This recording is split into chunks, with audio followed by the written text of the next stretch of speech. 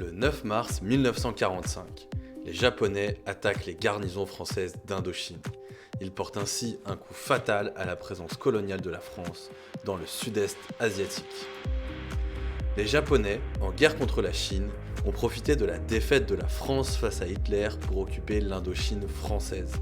Le 25 septembre 1940, ils soumettent les troupes françaises d'Indochine, mais laissent en place l'administration coloniale et le gouverneur général nommé par le gouvernement de Vichy.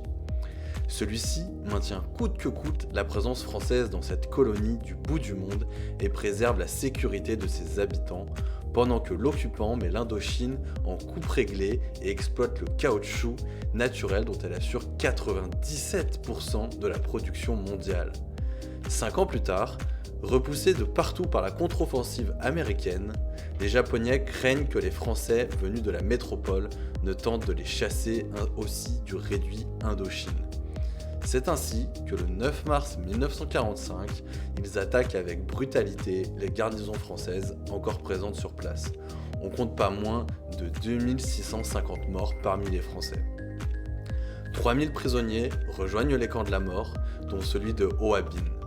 Parmi les 19 000 civils français, 3000 sont aussi internés et parfois torturés. Les autres sont astreints à la résidence forcée. Cependant, le leader communiste nationaliste Ho Chi Minh dénonce la tutelle japonaise le 10 août 1945 et proclame l'indépendance de la République démocratique du Vietnam.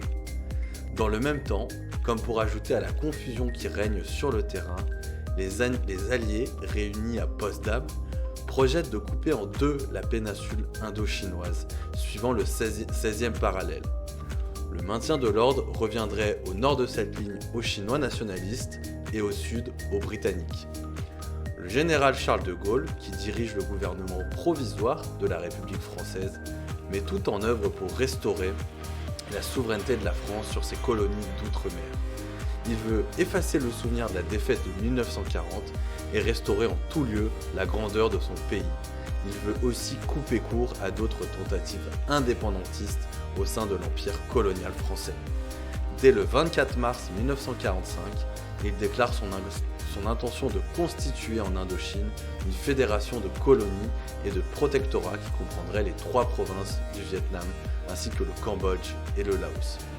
Des soldats français s'emparent le 23 septembre de Saigon. Leur entreprise est facilitée par la capitulation officielle du Japon 3 semaines plus tôt.